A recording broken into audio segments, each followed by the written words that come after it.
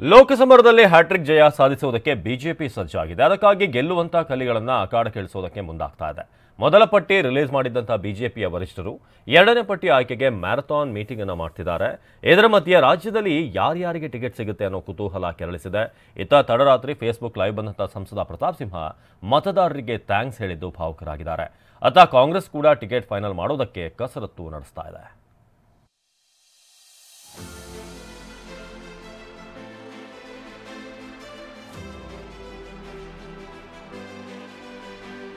ರಾಜ್ಯದ 22 ಲೋಕಸಭಾ ಕ್ಷೇತ್ರಗಳ ಬಿಜೆಪಿ ಅಭ್ಯರ್ಥಿಗಳು ಫೈನಲ್.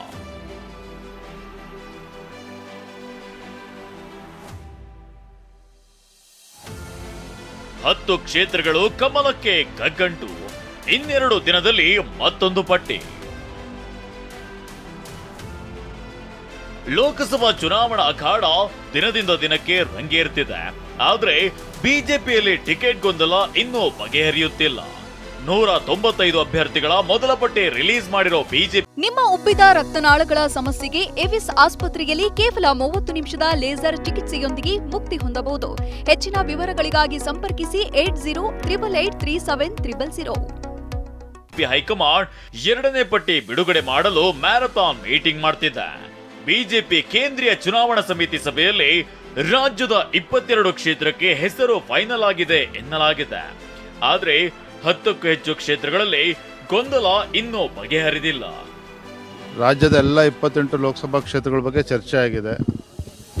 ಅಭ್ಯರ್ಥಿಗಳ ಬಗ್ಗೆ ಕೂಡ ವಿಸ್ತಾರವಾಗಿ ಎಲ್ಲವೂ ಕೂಡ ಚರ್ಚೆ ಆಗಿದೆ. ಒಂದು 2-3 ದಿನದಲ್ಲಿ ತಮ್ಮ ನಿರ್ಧಾರವನ್ನು ಘೋಷಣೆ ಮಾಡಿ JDS ವರಿಷ್ಠರ ಜೊತೆನೂ ಕೂಡ ಚರ್ಚೆ ಮಾಡಿ ಬಹುಶಃ 2-3 ದಿನದಲ್ಲಿ ಎಲ್ಲವೂ ಕೂಡ ಒಂದು ಇತಿಶ್ರೀ ಆಗ್ತದೆ. 2 ಹಂತದಲ್ಲಿ ಆಗ್ಬೋದು ಅನ್ನೋ ನಿರೀಕ್ಷೆ ಇದೆ. ಎಲ್ಲ 28ರ ಬಗ್ಗೆ ಡಿಸ್ಕಷನ್ ಆಗಿದೆ. ಅಂತಿಮವಾದಂಥ ತೀರ್ಮಾನವನ್ನು ಅವರು ಮುಂದಿನ ಪಾರ್ಲಿಮೆಂಟ್ರಿ ಬೋರ್ಡಲ್ಲಿ ಅವರು ತಮ್ಮ ನಿರ್ಣಯಗಳನ್ನು ಪ್ರಕಟಣೆ ಮಾಡ್ತಾರೆ. ಮೈಸೂರು ಕೊಡಗು ಸಂಸದ ಪ್ರತಾಪ್ ಸಿಂಹಗೆ ಟಿಕೆಟ್ ಔಟ್. ಈ ಬಾರಿ ಮೈಸೂರು ಕೊಡಗು ಕ್ಷೇತ್ರದಿಂದ ಮೈಸೂರು ರಾಜವಂಶಸ್ಥ ಯದುವೀರ್ ಒಡೆಯರ್ ಕಣಕ್ಕಿಳಿಸಲು ಬಿಜೆಪಿ ಹೈಕಮಾಂಡ್ ಪ್ಲಾನ್ ಮಾಡಿದೆ. ಇತ್ತ ಟಿಕೆಟ್ ಕೈತಪ್ಪುವ ಮುನ್ಸೂಚನೆ ಸಿಕ್ತಿದ್ದಂತೆ ಫೇಸ್ಬುಕ್ ಲೈವ್ ಬಂದ ಸಂಸದ ಪ್ರತಾಪ್ ಸಿಂಹ ಕ್ಷೇತ್ರದ ಮತದಾರರಿಗೆ ಧನ್ಯವಾದವನ್ನ ತಿಳಿಸಿ ಭಾವುಕರಾದ್ರು. ಅದು ತಾಯಿ ನಿರ್ಧಾರ ಮಾಡ್ತಾಳೆ. ಇಲ್ಲಿವರೆಗೂ ಅವಕಾಶ ಕೊಟ್ಟಾಳೆ. ನಾನು I should be grateful to goddess Chamundeshwari and Kaveri Mata, Igguthappa, ಹಾಗೆ ದ ಪೀಪಲ್ ಆಫ್ ಮೈಸೂರು ಮತ್ತು ಕೊಡಗು. ನೀವು ಇಷ್ಟು ಕೊಟ್ಟಿದ್ದೀರಿ. 10 ವರ್ಷ ಕೆಲಸ ಮಾಡೋ ಅವಕಾಶನ ನೀವು ಕೊಟ್ಟಿದ್ದೀರಿ. ನೀವು 30 ವರ್ಷದಲ್ಲಿ ಯಾರನ್ನು ರಿಪೀಟ್ ಮಾಡಿಲ್ಲ, ನನ್ನನ್ನು ರಿಪೀಟ್ ಮಾಡಿದ್ರಿ. ಇದಕ್ಕಿಂತ ನನಗೇನು ಮಾಡಲ್ಲ. ನಾನು ನಿಮ್ಮ ಮನೆ ಸುತ್ತೀನಿ. ನಾನು ಲೀಡ್ರ್ ಮನೆಗೆ, ನಾನು ಪೊಲಿಟಿಕಲ್ ಸರ್ವೈವಲ್ಗೋಸ್ಕರ ಯಾರ್ದ ಮನೆ ನಾನು ಸುತ್ತಲ್ಲ. ಶೋಭಾ ಕರಂದ್ಲಾಜೆಗೆ ಟಿಕೆಟ್ ಖಚಿತ. ಆದ್ರೆ ಕ್ಷೇತ್ರ ಬದಲು. ಅತ್ತ ಉಡುಪಿ ಚಿಕ್ಕಮಗಳೂರಿನಲ್ಲಿ ಗೋ ಬ್ಯಾಕ್ ಶೋಭಾ ಅಭಿಯಾನ ಜೋರಾಗಿದೆ. ಈ ನಡುವೆ ನಿನ್ನೆ ಸಭೆಯಲ್ಲಿ ಶೋಭಾ ಕರಂದ್ಲಾಜೆಗೆ ಟಿಕೆಟ್ ಫಿಕ್ಸ್ ಆಗಿದೆ ಎನ್ನಲಾಗಿದೆ. ಆದ್ರೆ ಉಡುಪಿ ಚಿಕ್ಕಮಗಳೂರು ಕ್ಷೇತ್ರದಿಂದ ಬೆಂಗಳೂರು ಉತ್ತರ ಕ್ಷೇತ್ರಕ್ಕೆ ಶಿಫ್ಟ್ ಮಾಡೋ ಬಗ್ಗೆ ಚರ್ಚಿಸಲಾಗಿದೆ. ಸೀಟ್ ಕೇಳುವಾಗ ಗೊಂದಲಗಳು ಆಗೇ ಆಗ್ತವೆ.